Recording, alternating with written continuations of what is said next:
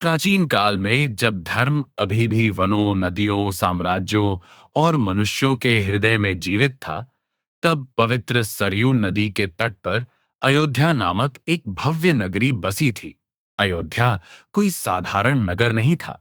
वह अत्यंत विशाल, समृद्ध, अनुशासित और सौंदर्य से परिपूर्ण था। वहां की सड़कें साफ और चौड़ी थीं। बाजार रत्नों, अनाजों, फूलों, इत्रों, घोड़ों, हाथियों और बेहतरीन वस्त्रों से सजे रहते थे। मकान ऊंचे थे और झंडों से सुसज्जित थे। वहां के लोग सत्यवादी, परोपकारी, विद्वान और धर्मपरायण थे। न भूख का भय था, न चोरों का डर और न ही अन्याय का कोई खौफ। वह नगर धरती पर स्वर्ग के प्रतिबिंब जैसा प्रतीत होता था। इस महान नगरी पर इक्ष्वाकु वंश के राजा दशरथ का शासन था, जो सूर्यवंशी राजाओं की एक कुलीन परंपरा से थे। दशरथ अत्यंत पराक्रमी, बुद्धिमान और सर्वप्रिय थे। वे युद्ध कला में निपुण थे और विशेष रूप से रथ संचालन और युद्ध में उनका कौशल अद्वितीय था। उनका नाम ही उनकी शक्ति का परिचायक था। वे जो 10 रथों का संचालन कर सके या 10 दिशाओं में युद्ध कर सके। उनकी 3 रानियां थीं। कौशल्या, जो कुलीन और सौम्य थीं, कैकेयी, जो साहसी और रूपवती थीं, और सुमित्रा, जो शांत और बुद्धिमती थीं। फिर भी इस अपार समृद्धि के बावजूद दशरथ के हृदय में एक गहरा शोक व्याप्त था। उनका कोई पुत्र नहीं था। एक राजा के पास धन, सेना, प्रसिद्धि और शक्ति सब कुछ हो सकता है, परंतु उत्तराधिकारी के बिना उसका हृदय अशांत ही रहता है। दशरथ वृद्ध हो रहे थे और ये विचार उन्हें गहरे दुख और व्याकुलता में डाल देता था। वंश को आगे कौन बढ़ाएगा? उनके बाद अयोध्या की रक्षा कौन करेगा? और उनके देह त्याग के पश्चात पवित्र संस्कारों को कौन संपन्न करेगा? अंततः अपने मंत्रियों और पुरोहितों से विचार विमर्श करने के पश्चात दशरथ ने पुत्र प्राप्ति के लिए एक महान यज्ञ करने का निर्णय लिया। राजगुरु ऋषि वशिष्ठ ने उन्हें महान ऋषि ऋष्यशृंग को आमंत्रित करने की सलाह दी, जिनकी आध्यात्मिक शक्ति अपार थी। ऋष्यशृंग असाधारण पवित्रता के स्वामी एक ऋषि थे। उनकी उपस्थिति से वर्षा हुई, फसलें लहलाईं और वे जहां भी गए वहां समृद्धि लौट आई। उन्हें पूरे सम्मान के साथ अयोध्या लाया गया। यज्ञ भूमि तैयार की गई, पवित्र अग्नि प्रज्वलित की गई, पुरोहितों ने वैदिक मंत्रों का उच्चारण किया और ज्वालाओं में आहुतियां अर्पित की गईं। चारों ओर का वातावरण दिव्य ऊर्जा से सराबोर हो गया। इस यज्ञ को पुत्र कामेष्टि यज्ञ कहा गया, पुत्र प्राप्ति के लिए किया जाने वाला एक पवित्र अनुष्ठान।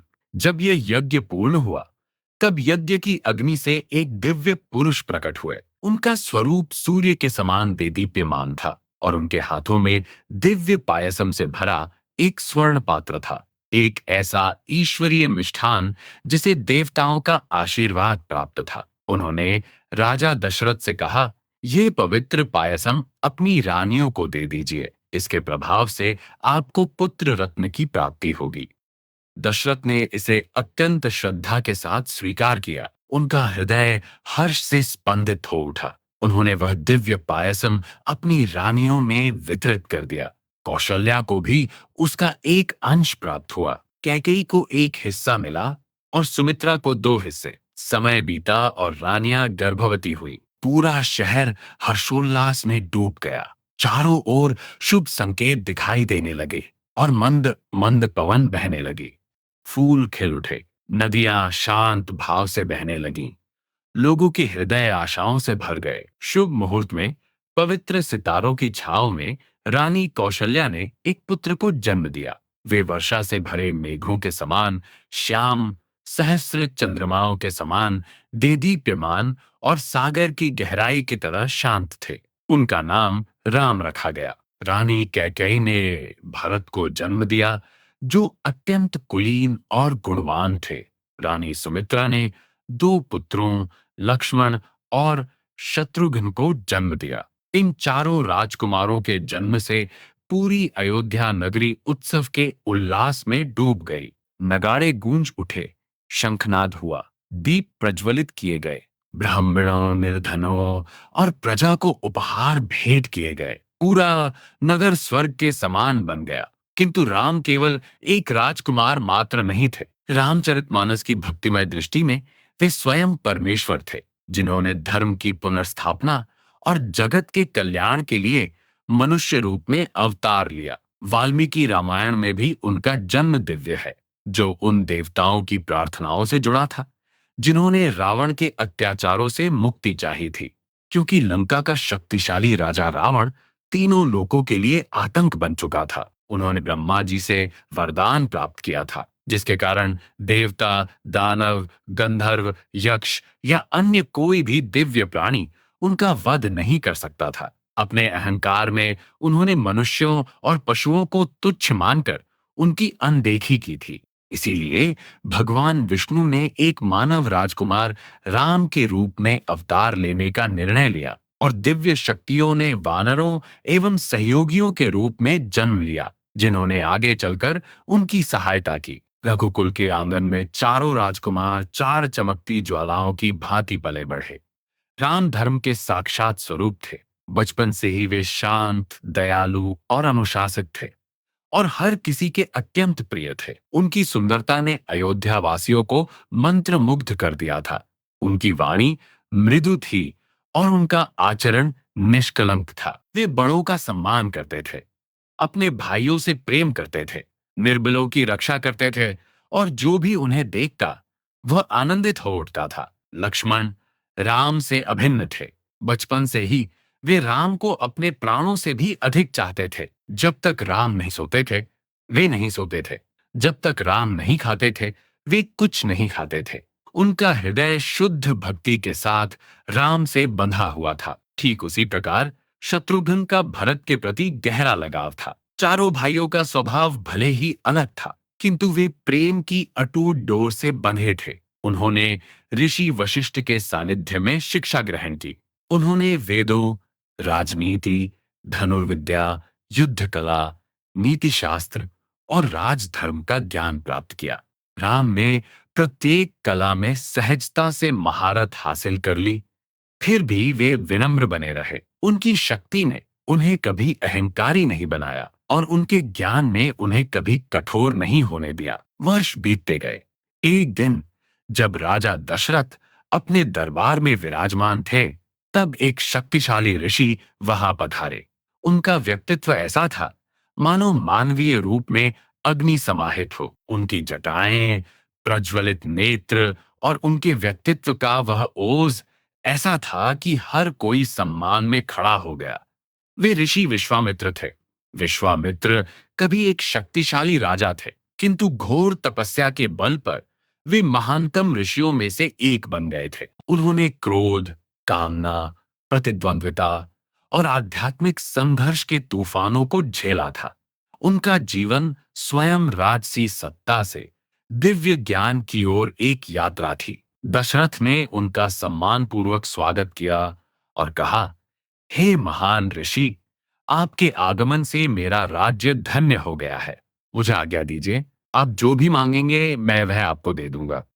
विश्वामित्र ने उत्तर दिया, हे राजन, मैं एक पवित्र यज्ञ कर रहा हूं, किंतु राक्षस बार बार इसमें बाधा डाल रहे हैं। वे यज्ञ की अग्नि में रक्त और मांस अर्पित कर अनुष्ठानों को दूषित कर रहे हैं। मैं चाहता हूं कि आपका पुत्र राम मेरे साथ चले और इस यज्ञ की रक्षा करे। दशरथ स्तब्ध रह गए। राम अभी छोटे थे। राजा उन्हें खतरे में भेजने का विचार सहन नहीं कर सके। उन्होंने कहा, हे ऋषिवर, राम अभी बालक हैं। मैं स्वयं अपनी सेना के साथ आऊंगा। मैं राक्षसों से युद्ध करूंगा और कुछ भी मांग लीजिए, लेकिन राम को मत मांगिए। विश्वामित्र की आंखें क्रोध से चमक उठी। वचन दिया जा चुका था और अब राजा हिचकिचा रहे थे। ऋषि वशिष्ठ ने विनम्रता पूर्वक हस्तक्षेप किया। उन्होंने दशरथ से कहा, संदेह न करें, विश्वामित्र जानते हैं कि वे क्या कर रहे हैं। राम कोई साधारण बालक नहीं है, उन्हें जाने दें, इससे बहुत कल्याण होगा। भारी मन से दशरथ सहमत हो गए। शांत और आज्ञाकारी राम ने उस आदेश को स्वीकार कर लिया। लक्ष्मण, जो राम से अलग रहने में असमर्थ थे, उनके साथ चल दिए।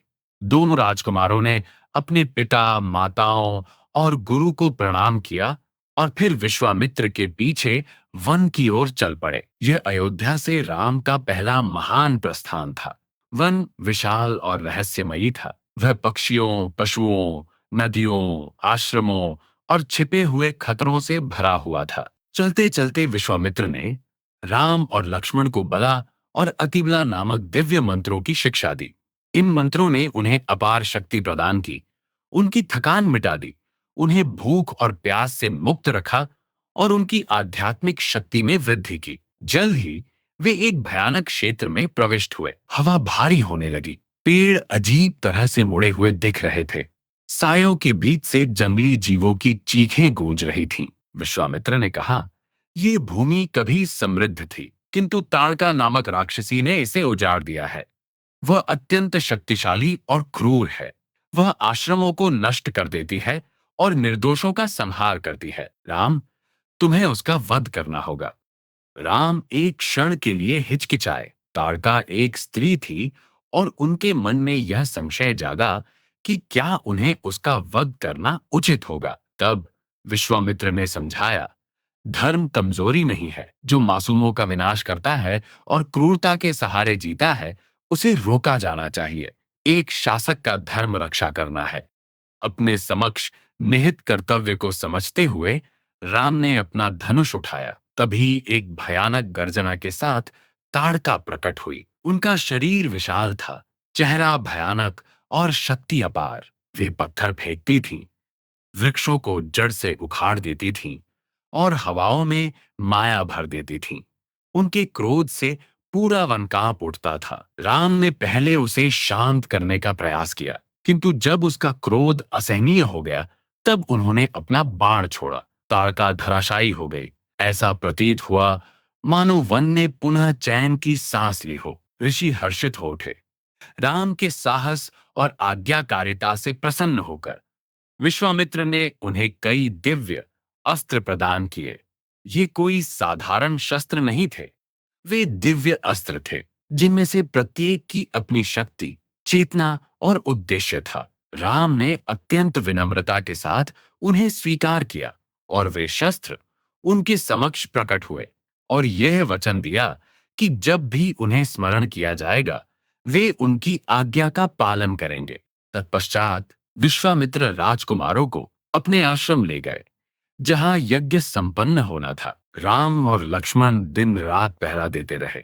कई दिनों तक यज्ञ शांतिपूर्वक चलता रहा। अंततः असुरों का आगमन हुआ। बुराई के भयानक सेवक मारीच और सुबाहु अपनी सेनाओं के साथ हाथ धमके। उन्होंने पूरे आकाश को घेर लिया और पवित्र अग्नि की ओर रक्त और गंदगी की वर्षा करने लगे। राम ने तत्क्षण प्रतिक्रिया की। उन्होंने मारीच पर मानव अस्त्र का प्रहार किया। उस शस्त्र का वेग इतना प्रचंड था कि मारीच उछलकर दूर समुद्र में जा गिरा। तत्पश्चात राम ने एक अग्नि अस्त्र छोड़ा और सुबाहु का वध कर दिया। लक्ष्मण ने शेष राक्षसों का संहार कर दिया।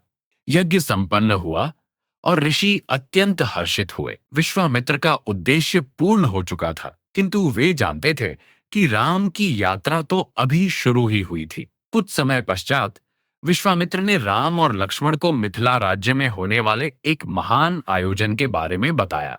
राजा जनक वहां एक यज्ञ कर रहे थे और वहां एक दिव्य धनुष था, भगवान शिव का वह शक्तिशाली पिनाक। कई राजाओं ने इसे उठाने का प्रयास किया था, किंतु कोई इसे हिला तक न सका।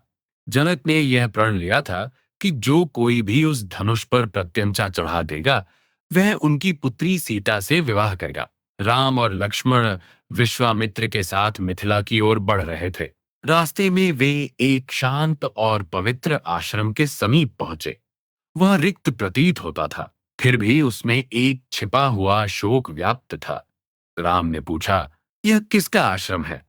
विश्वामित्र ने उन्हें ऋषि गौतम और उनकी पत्नी अहल्या की कथा सुनाई। अहल्या को अद्भुत सौंदर्य के साथ रचा गया था और वे ऋषि गौतम की पत्नी बनी। एक दिन देवराज इंद्र ने गौतम का रूप धरकर उन्हें छल में फंसा लिया। जब सत्य सामने आया तो गौतम ने इंद्र को शाप दिया और साथ ही अहल्या को भी यह शाप दिया कि वे अदृश्य रहकर घोर तपस्या में लीन रहेंगी जब तक कि राम का आगमन उन्हें पवित्र कर उनका उद्धार नहीं कर देता। अहल्या की स्थिति का वर्णन अलग अलग परंपराओं में भिन्न मिलता है। लोकप्रिय कथाओं में, विशेषकर बाद की भक्ति परंपराओं से प्रभावित वृत्तांतों में, उन्हें अक्सर पत्थर की मूरत बने हुए बताया गया है। वहीं वाल्मीकि रामायण में वे आश्रम में ही रहती हैं, जहां वे दूसरों की दृष्टि से ओझल रहकर केवल वायु का सेवन करते हुए अपनी तपस्या में लीन रहती है। रामचरितमानस में श्री राम का स्पर्श उन्हें अत्यंत भक्तिमय तरीके से मुक्ति दिलाता है। श्री राम आश्रम में प्रविष्ट हुए, जैसे ही उनके चरण उस पावन भूमि से स्पर्श हुए, अहल्या शाप से मुक्त हो गईं। वे पुनः अपने दैदीप्यमान रूप में आ गईं। ऋषि गौतम वापस लौटे और दोनों ने श्री राम को प्रणाम किया। यह प्रसंग राम के व्यक्तित्व के सबसे सुंदर पहलुओं में से एक को दर्शाता है। उनकी उपस्थिति केवल राक्षसों का संहार नहीं करती थी, बल्कि वह पतितों का उद्धार करती थी, दुखों को शुद्ध करती थी और पीड़ितों को उनका खोया हुआ सम्मान वापस दिलाती थी। यात्रा जारी रही। अंततः राम, लक्ष्मण और विश्वामित्र मिथिला पहुंचे। राजा जनक ने बड़े सम्मान के साथ ऋषि का स्वागत किया। जनक केवल एक राजा ही नहीं, बल्कि एक दार्शनिक और ज्ञान में प्रतिष्ठित शासक थे। वे अनासक्त भाव से शासन करते थे और एक राजर्षि के रूप में पूजनीय थे। जब जनक ने राम और लक्ष्मण को देखा, तो वे उनके सौंदर्य और तेज को देखकर मंत्रमुग्ध हो गए। उन्होंने विश्वामित्र से पूछा कि ये तेजोमय राजकुमार कौन है। विश्वामित्र ने उनसे कहा, ये अयोध्या के राजा दशरथ के पुत्र राम और लक्ष्मण है। राम ने मेरे यज्ञ की रक्षा की है और शक्तिशाली राक्षसों का संहार किया है। जनक अत्यंत प्रसन्न हुए। अब कहानी सीता की ओर मुड़ती है। सीता कोई साधारण राजकुमारी नहीं थी। राजा जनक ने एक यज्ञ के दौरान पवित्र भूमि की जुताई करते समय उन्हें एक शिशु के रूप में पाया था। वे स्वयं धरती से प्रकट हुई, इसी कारण उन्हें सीता कहा गया, जिसका अर्थ है हल से बनी क्यारी। उन्हें जानकी यानी राजा जनक की पुत्री और वैदेही अर्थात विदेह की राजकुमारी के नाम से भी जाना जाता था। मिथिला में सीता का विकास किसी मानवीय रूप में साक्षात कृपा के समान हुआ। वे अत्यंत सुंदर, विदुषी, सौम्य, दृढ़ और धर्म के प्रति पूर्णतः समर्पित थी। भक्तिमय दृष्टि से देखें तो वे स्वयं लक्ष्मी थी, जो पृथ्वी पर विष्णु के राम स्वरूप के साथ सहचर बनने के लिए अवतरित हुई थी। जब सीता छोटी थी, तब उन्होंने खेल खेल में ही शिव के उस विशाल धनुष को बड़ी सहजता से खिसका दिया था। ये देख जनक समझ गए कि सीता का विवाह किसी साधारण पुरुष से नहीं होना है। उन्होंने संकल्प लिया कि जो वीर शिव के धनुष को उठाकर उस पर प्रत्यंचा चढ़ाएगा, वही सीता का वर बनेगा। दूर दराज की अनेक भूमियों से राजा मिथिला पधारे। अभिमानी शासकों, योद्धाओं और राजकुमारों ने उस धनुष को उठाने का प्रयास किया। कुछ तो इतनी जोर लगाते रहे कि उनका चेहरा लाल पड़ गया। कुछ लोग तो उसे हिला तक न सके। कुछ शर्मिंदगी के मारे वहां से चले गए और कुछ क्रोध से भर उठे, किंतु वह धनुष टस से मस न हुआ। जनक के मन में शोक छाने लगा। वे सोचने लगे, क्या मैंने कोई असंभव प्रतिज्ञा कर ली है? क्या इस धरती पर सीता के योग्य कोई वीर नहीं है? तब विश्वामित्र ने कहा कि राम को वह धनुष दिखाया जाए। उस विशाल धनुष को एक भारी गाड़ी पर लादकर सभा में लाया गया। कई बलशाली पुरुषों ने बड़ी कठिनाई से उसे संभाला और उसकी रक्षा करते हुए आगे बढ़ाया। उसका आकार और भार विस्मयकारी था। पूरा कक्ष मौन हो गया। राम शांत भाव से उसकी ओर बढ़े। उनमें न कोई अहंकार था, न कोई दिखावा और न ही कोई नाटकीय गर्व। उन्होंने बस सम्मान पूर्वक झुककर अपने गुरु से अनुमति ली और धनुष पर अपना हाथ रखा। एक सहज प्रयास में राम ने उसे उठा लिया। सभा में मौजूद लोग दंग रह गए। फिर उन्होंने उसे चढ़ाना शुरू किया। जैसे ही उन्होंने धनुष को मोड़ा, वह एक जोरदार गड़गड़ाहट के साथ दो टुकड़ों में टूट गया। उस शोर से धरती कांप उठी और उसकी गूंज आसमानों तक जा पहुंची। लोग मूर्छित होने लगे और राजा थर थर कांपने लगे। देवता आनंदित हो उठे। दिव्य लोकों में नगाड़े गूंजने लगे और आकाश से फूलों की वर्षा होने लगी। जनक का चेहरा हर्ष से चमक उठा। उनकी प्रतिज्ञा पूरी हुई थी। सीता हाथ में वरमाला लिए सभा में पधारी। उनकी दृष्टि राम पर टिकी। उसी क्षण भक्ति, नियति और दिव्य प्रेम का मिलन हुआ। उन्होंने राम के गले में वह वरमाला डाल दी। राम और सीता के विवाह का निर्णय हो चुका था। राजा दशरथ और राज परिवार को आमंत्रित करने के लिए अयोध्या दूत भेजे गए। जब दशरथ ने यह समाचार सुना तो उनका हृदय हर्ष से भर उठा। वे अपनी रानियों, मंत्रियों, पुरोहितों और एक भव्य सैन्य दल के साथ मिथिला की ओर प्रस्थान कर चुके थे। मिथिला उत्सव के रंग में रंग गई। राजा जनक और राजा दशरथ का मिलन अत्यंत स्नेह और सम्मान के साथ हुआ। ऋषियों ने इस गठबंधन का अनुमोदन किया। परिवारों में हर्षोल्लास छा गया। तब जनक ने प्रस्ताव रखा कि न केवल राम और सीता बल्कि चारों राजकुमारों का विवाह मिथिला के इस कुलीन परिवार में संपन्न होना चाहिए। इस प्रकार राम ने सीता से विवाह किया। लक्ष्मण का विवाह सीता की बहन उर्मिला से हुआ और भरत का विवाह जनक के भाई कुशध्वज की पुत्री मन्नवी के साथ हुआ। शत्रुघ्न का विवाह श्रुतकीर्ति से हुआ, जो कुशध्वज की ही पुत्री थी। चारों विवाह वैदिक रीति रिवाजों, पवित्र अग्नि, मंत्रोच्चार, आशीर्वाद, संगीत और दिव्य आनंद के साथ संपन्न हुए। दुल्हनों और दूल्हों ने अग्नि के फेरे लिए। उपहारों का आदान प्रदान हुआ। मिथिला और अयोध्या के लोग मिलकर उत्सव मनाने लगे। ये रामायण के सबसे सुंदर क्षणों में से एक था। ऋषियों और बड़ों के आशीर्वाद के बीच चार कुलीन भाई चार कुलीन दुल्हनों के साथ एक सूत्र में बंधे थे। विवाह के पश्चात दशरथ अपने पुत्रों और पुत्रवधुओं के साथ अयोध्या की ओर प्रस्थान कर चुके थे, किंतु मार्ग में एक भयंकर उपस्थिति उभर आई। ऐसा प्रतीत हुआ मानो पूरी पृथ्वी कांप उठी हो। हवाएं तेज और प्रचंड होने लगीं। योद्धाओं के मन में बेचैनी छा गई। वे परशुराम थे, योद्धा ऋषि, भगवान विष्णु की उग्र शक्ति के अवतार और अहंकारी क्षत्रियों का विनाश करने वाले। वे अपने हाथ में कुल्हाड़ी और धनुष लिए हुए थे और उनके व्यक्तित्व से तपस्वी ऊर्जा प्रज्वलित हो रही थी। जब उन्होंने सुना कि शिव का धनुष टूट गया है तो वे क्रोधित होकर वहां आए और उन्होंने राम का सामना किया। शिव का धनुष किसने तोड़ा है? उन्होंने प्रश्न किया। यदि तुम वास्तव में शक्तिशाली हो तो विष्णु के इस धनुष पर प्रत्यंचा चढ़ाओ। वातावरण तनावपूर्ण हो गया। दशरथ राम के लिए भयभीत थे। राजसी दल मौन खड़ा था, किंतु राम शांत रहे।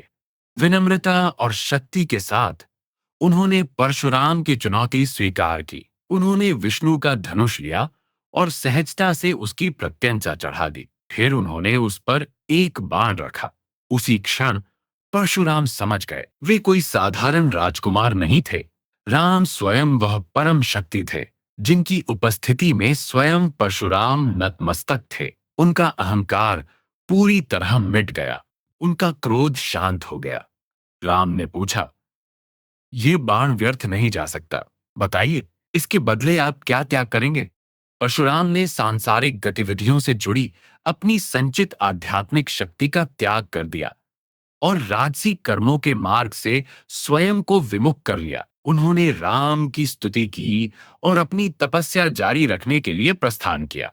मार्ग अब प्रशस्त था। राम सीता के साथ अयोध्या वापस लौट आए। भरत मांडवी के साथ लौटे, लक्ष्मण उर्मिला के साथ और शत्रुघ्न श्रुतकीर्ति के साथ। अयोध्या ने उनका अकल्पनीय हर्षोल्लास के साथ स्वागत किया।